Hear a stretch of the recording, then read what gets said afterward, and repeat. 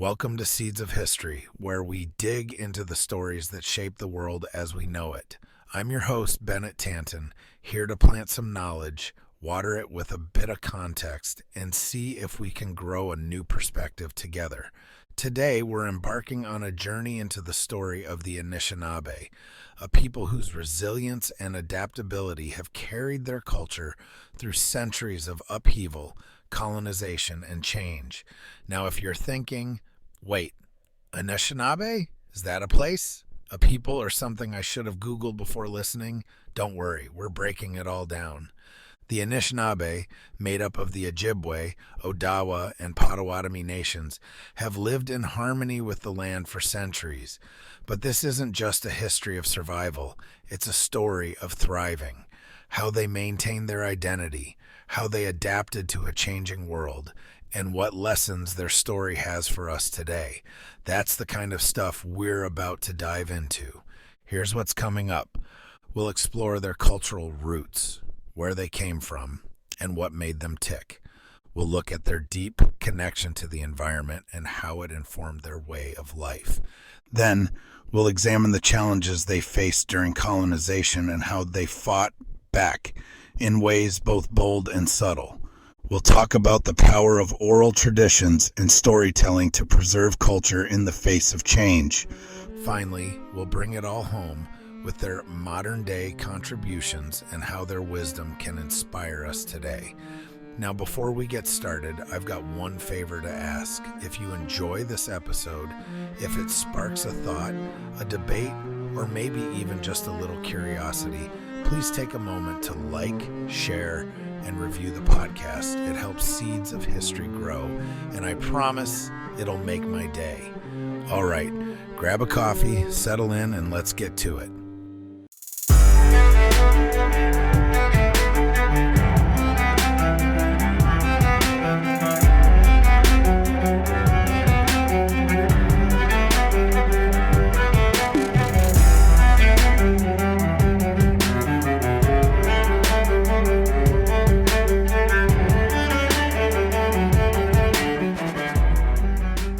To understand the Anishinaabe, you first have to appreciate where they came from, not just geographically, but spiritually and culturally.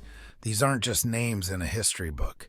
The Anishinaabe are a people whose identity is intricately tied to their land, their stories, and their belief in a world where everything, yes, everything, is interconnected.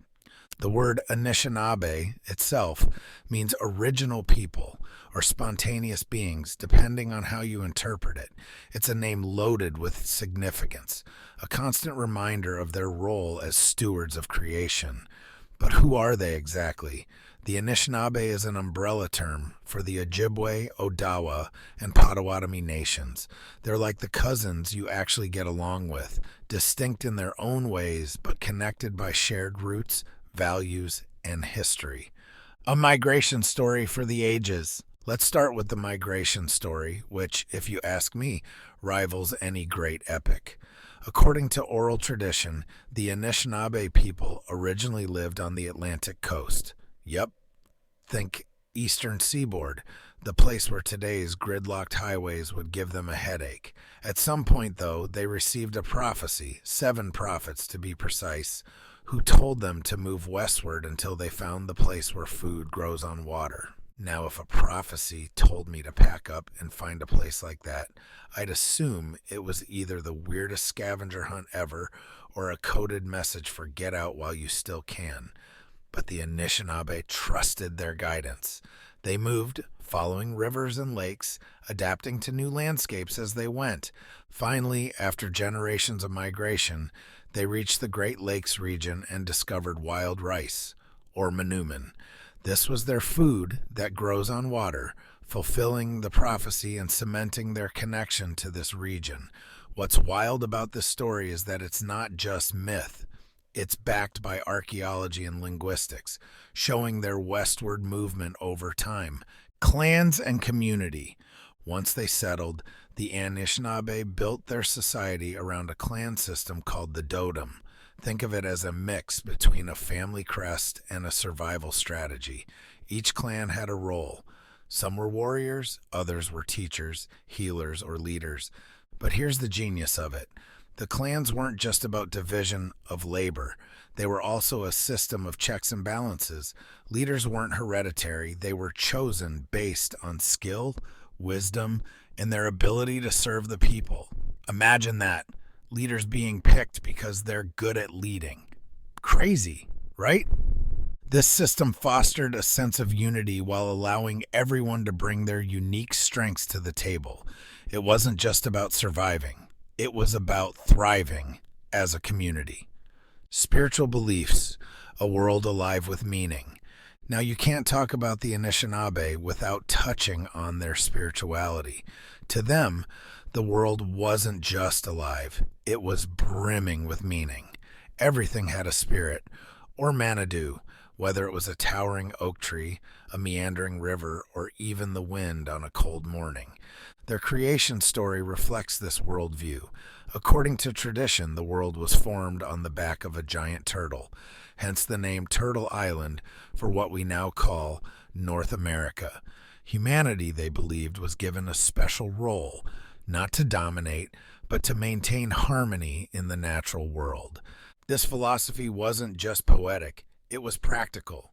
When you believe that everything has a spirit, you're less likely to exploit it recklessly. Instead, you work with nature, taking only what you need and giving thanks for it. The language, an ancient key to culture.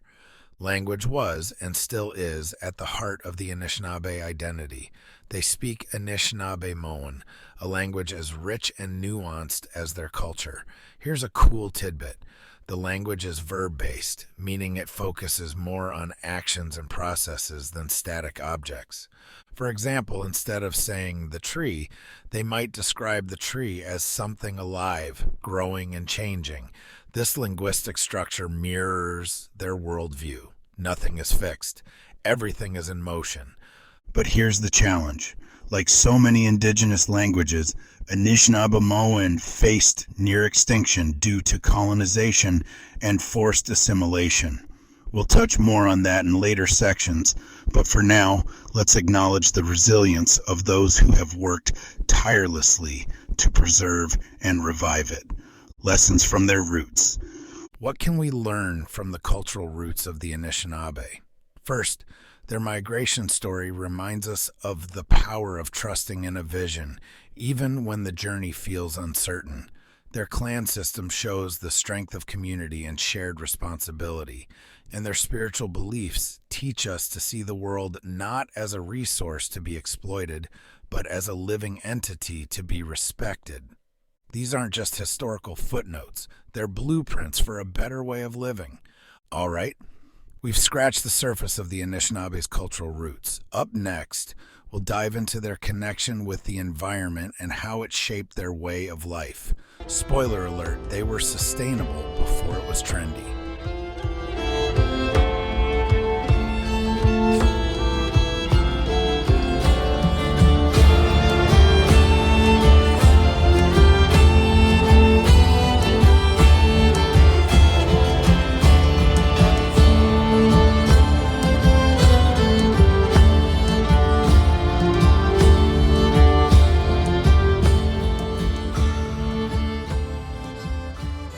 If the Anishinaabe had a motto, it might have been, "Live in harmony, not in excess." Their relationship with the natural world wasn't just about survival, it was about partnership. And that partnership shaped every aspect of their lives, from the way they gathered food to the stories they told around the fire. Today, we're diving into how the Anishinaabe worked with nature, not against it, and why their sustainable practices hold lessons for us in a world grappling with climate change, resource depletion, and let's face it, a lot of poor decision making. The land as a living partner. The Anishinaabe didn't see the land as something to be owned. To them, the earth was a living entity, one they were deeply connected to and responsible for. This wasn't just a feel-good philosophy, it was a way of life. Take manuman, or wild rice, for example. This wasn't just a staple food, it was a sacred gift. The Anishinaabe harvested wild rice using methods that ensured its regrowth. They used lightweight canoes and gently knocked the rice into baskets, leaving plenty of seeds to fall back into the water. It was a system designed not to strip the resource, but to sustain it year after year. Compare that to modern factory farming, where it's all about maximum yield, often at the expense of soil, health, and biodiversity. The Anishinabe's approach feels downright revolutionary by today's standards: seasonal rhythms and sustainability. The Anishinaabe followed the seasons like a well-choreographed dance. In spring, they tapped maple trees for syrup, a process that requires patience and care to avoid damaging the trees.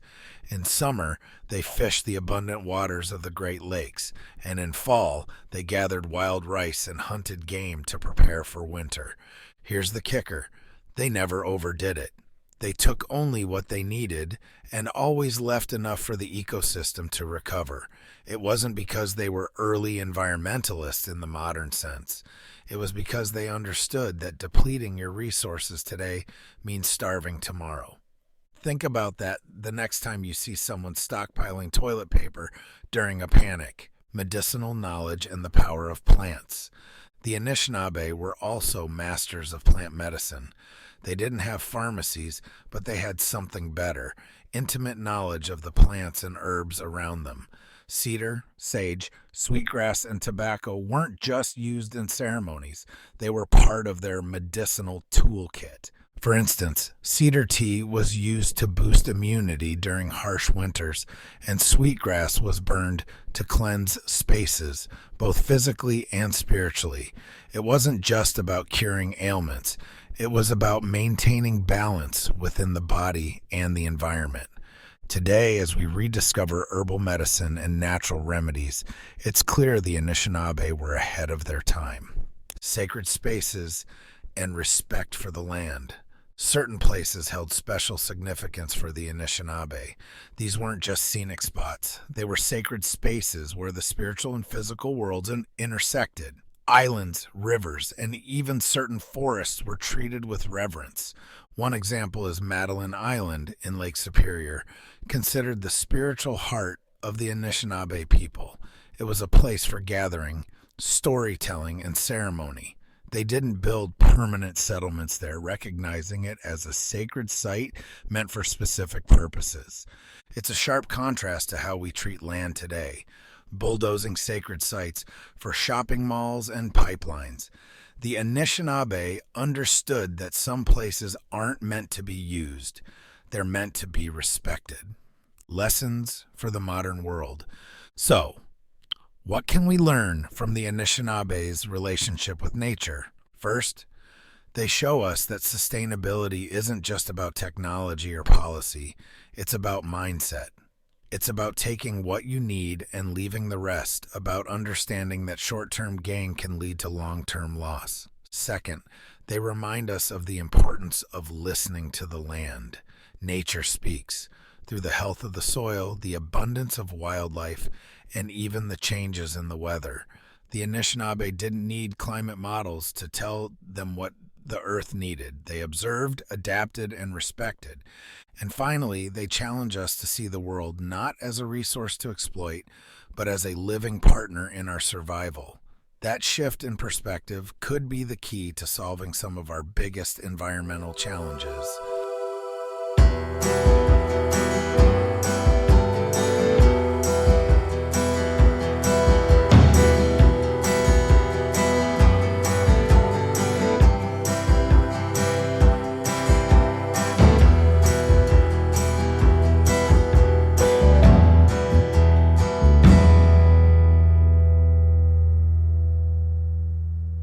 If you really want to understand its people, you have to listen to their stories. And for the Anishinaabe, storytelling isn't just entertainment, it's survival. It's how they passed down history, taught values, and kept their identity alive through centuries of change and hardship. In this section, we're exploring the power of storytelling in Anishinaabe culture, How did their oral traditions shape their society? What makes these stories so enduring? And what can we, in our fast-paced, screen-obsessed world, learn from them? Spoiler, a lot. Stories as teachers. For the Anishinaabe, stories weren't just tales to pass the time. They were lessons. Take the story of Nanabojo, the trickster figure in their mythology.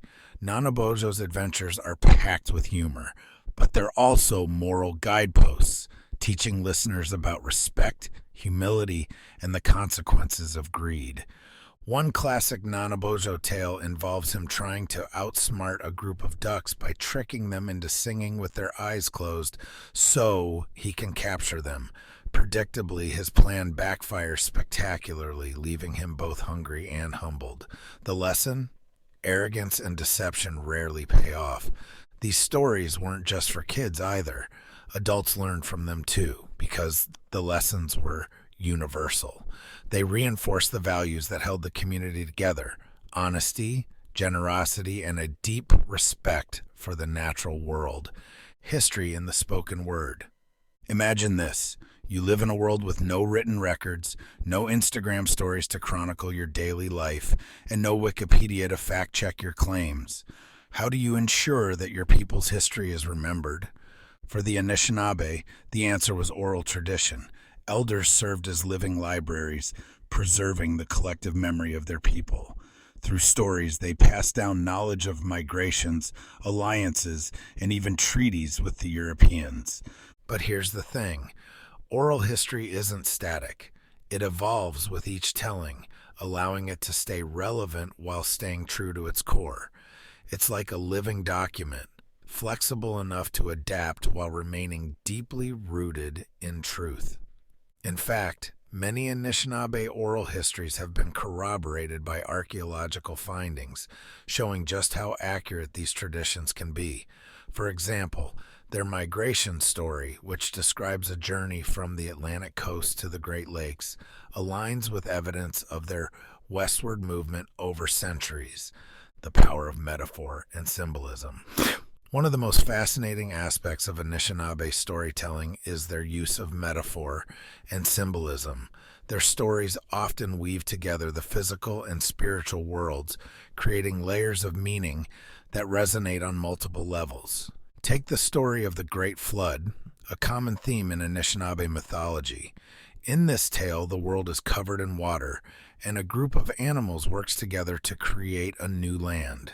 A tiny muskrat succeeds where larger, stronger animals fail, reminding listeners that even the smallest among us can achieve great things through determination and humility.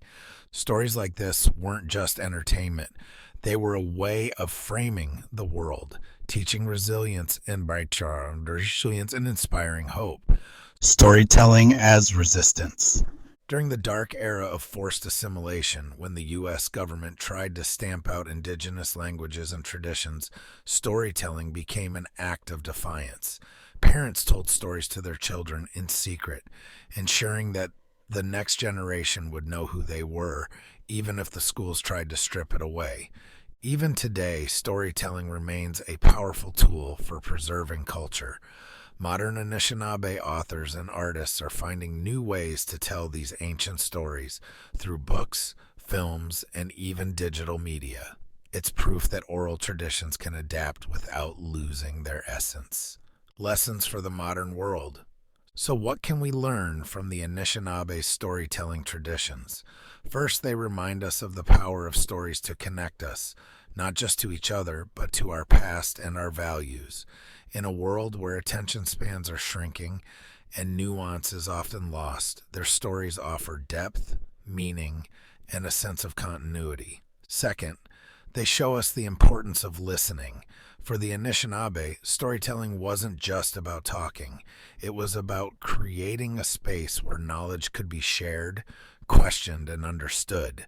Imagine if we brought that kind of listening to our own conversations. And finally, they challenge us to think about what stories we're passing down. What lessons are we leaving for the next generation? Are we telling stories that inspire hope and resilience, or ones that sow division and despair?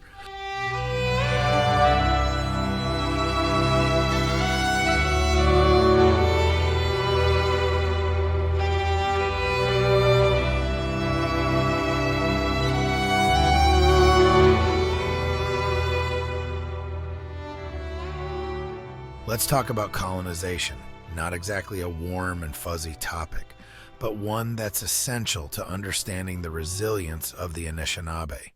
When European settlers arrived, they didn't just bring guns and steel, they brought disease, displacement, and policies designed to erase indigenous identities. The Anishinaabe were caught in the crosshairs of this upheaval, yet they managed to endure. Today, we're diving into how the Anishinaabe navigated colonization, resisted assimilation, and fought to preserve their culture in a world that seemed determined to erase it. Spoiler, they didn't just survive. They adapted and thrived in ways that continue to inspire. The early days, first contact and trade. When the French fur traders first encountered the Anishinaabe in the 17th century, the relationship wasn't immediately hostile. The Anishinaabe became key players in the fur trade, leveraging their geographic position near the Great Lakes and their deep knowledge of the land. For a while, it seemed like a mutually beneficial relationship. The Anishinaabe got access to tools, firearms, and other European goods, while the French got furs. But, and there's always a but in history, this economic partnership came with a cost. European diseases like smallpox swept through indigenous communities, decimating populations that had no immunity. Imagine losing entire villages to a disease you'd never even heard of. It's hard to wrap your head around the scale of devastation. The treaty era, promises broken. As more Europeans arrived, the relationship shifted from trade to territorial control.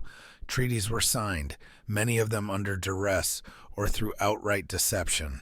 The Treaty of Greenville in 1795, for example, forced indigenous nations to cede large portions of their land to the United States government. The Anishinaabe signed multiple treaties during this era, often under the promise of protection and resources. But those promises were rarely kept. Land was taken, hunting grounds were restricted, and the Anishinaabe were pushed further and further from their traditional territories. What's remarkable, though, is how the Anishinaabe approached these challenges. They used the tools of diplomacy and negotiation, often outsmarting their colonial counterparts despite operating at a massive disadvantage. They didn't just roll over, they fought for every inch of their sovereignty. Assimilation policies, the Dark Era. By the late 19th century, the U.S. government shifted tactics. Instead of negotiating treaties, they pushed for outright assimilation. The boarding school system became one of the most infamous tools of this effort.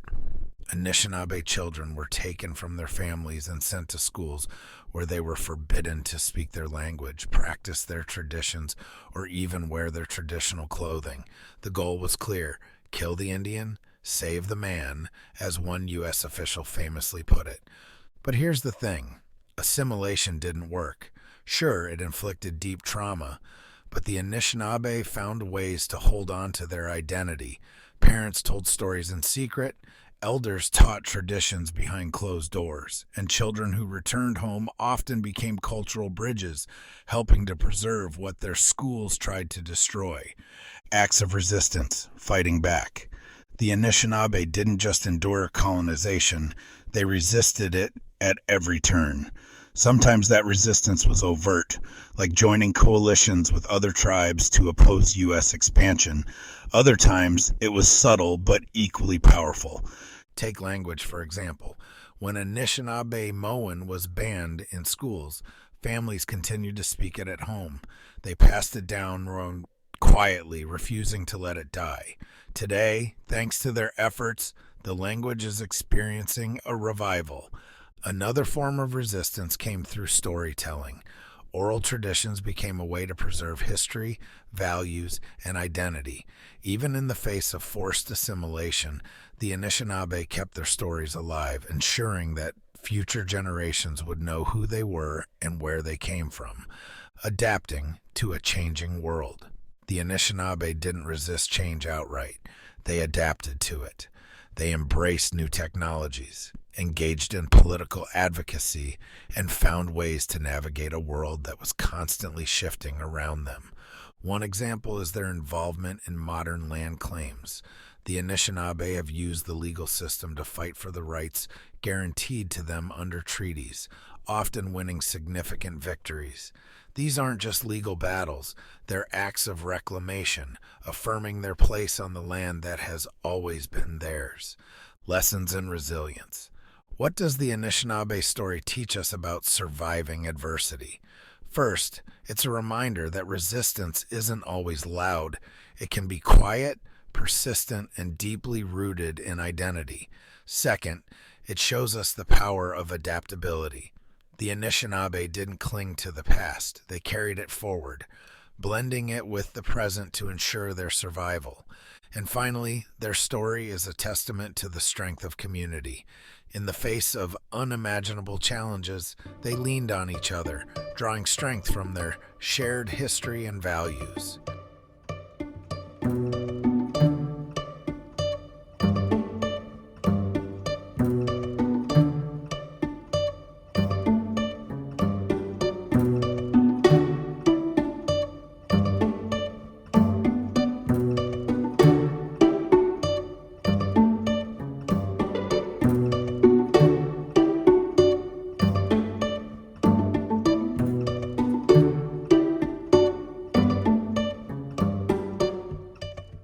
The Anishinaabe story isn't just about the past, it's very much about the present. Today, the Anishinaabe are a living, thriving people whose culture, wisdom, and resilience continue to make an impact. Whether it's their leadership in environmental movements, the revival of their language, or their contributions to modern art and politics, the Anishinaabe are still shaping the world around them. So let's dig into how the Anishinaabe are influencing today's world and why their contributions are more relevant than ever. Reviving the language. Let's start with Anishinaabe, the Anishinaabe language. For decades, it was on the brink of extinction, thanks to policies that actively suppressed indigenous languages. But here's the thing about the Anishinaabe. They're nothing if not resilient. Today, there's a growing movement to revive Anishinaabe. Community-driven programs, university courses, and even apps are helping a new generation learn the language. Imagine that, an ancient verb-based language thriving in the age of TikTok. This revival isn't just about words, it's about reclaiming identity. Language is the lens through which we see the world, and by bringing Anishinaabe back, the Anishinaabe are ensuring that their unique perspective continues to enrich the cultural landscape. Leaders in environmental stewardship. If you want to talk about sustainability, you have to talk about the Anishinaabe. For centuries, they've lived by principles of respect for the land, taking only what they need and ensuring that resources are preserved for future generations. Today, those principles are at the heart of many environmental movements. The Anishinaabe have been at the forefront of efforts to protect water resources, including high-profile fights against pipelines that threaten sacred lands and waterways. Movements like Water is Life, Many Wakoni, are deeply rooted in indigenous values, with Anishinaabe leaders often taking center stage. What's powerful here is that their environmental advocacy isn't just about stopping harm, it's about healing. It's about reminding the rest of us that the land isn't just a resource, it's a living partner in our survival. Art and storytelling in the modern world. The Anishinaabe are also making waves in the arts. From filmmakers and authors to musicians and visual artists, they're finding new ways to share their stories with the world. Take authors like Louise Erdrich, whose novels weave together contemporary issues with indigenous history and mythology, or musicians who blend traditional drum beats with modern genres, creating something that's both timeless and cutting edge. These artists are doing more than preserving culture. They're evolving it, showing that tradition and innovation aren't opposites but partners in creativity. Contributions to politics and policy. The Anishinaabe aren't just making cultural contributions, they're shaping policy too. Leaders from Anishinaabe communities have been instrumental in advocating for Indigenous rights, both in Canada and the United States. From fighting for land claims to pushing for better representation in government, they're ensuring that their voices are heard in spaces where decisions are made. It's not just about protecting their own communities. It's about creating a more just and equitable society for everyone. One example is the Anishinaabe-led efforts to reclaim traditional lands through legal battles. These aren't just victories for the Anishinaabe, they're victories for Indigenous peoples everywhere, setting precedents that empower other communities to fight for their rights. A global influence. Here's the kicker. The wisdom of the Anishinaabe isn't just relevant to Indigenous communities. It's a gift to the world. Their philosophy of interconnectedness, their respect for the environment, and their emphasis on community over individualism are lessons we all need right now. In a time when the planet is facing existential threats, the Anishinaabe way of thinking offers a roadmap for sustainable living. In a society fractured by division, their emphasis on balance and harmony provides a much-needed counterpoint. Lessons for us all. So, what can we learn from the modern Anishinaabe? First, they remind us that resilience isn't about clinging to the past. It's about carrying the best parts of it forward. Second, they show us the power of community. The Anishinaabe understand that no one thrives alone, and their collective approach to life is something we could all stand to learn from. And finally, they challenge us to think about what kind of world we want to leave for future generations. The Anishinaabe have always thought in terms of the long game, ensuring that their actions today build a better tomorrow. It's a mindset we could all benefit from adopting.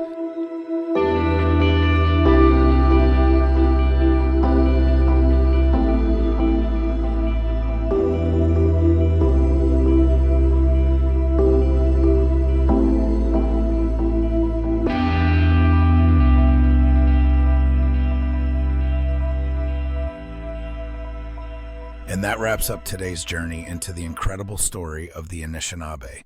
From their deep cultural roots to their environmental stewardship, their resilience in the face of colonization, and their continued influence today, the Anishinaabe are a living testament to the power of adaptability, community, and hope. If there's one takeaway from today's episode, it's this.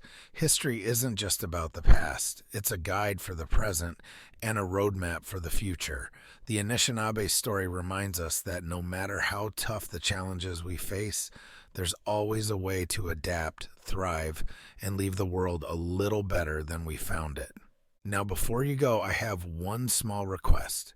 If you enjoyed this episode, if it sparked a new perspective, or even just entertained you for a bit, please take a moment to like, share, and review the podcast. It's a small action that makes a huge difference. It helps Seeds of History grow, reach new listeners, and keep these stories alive.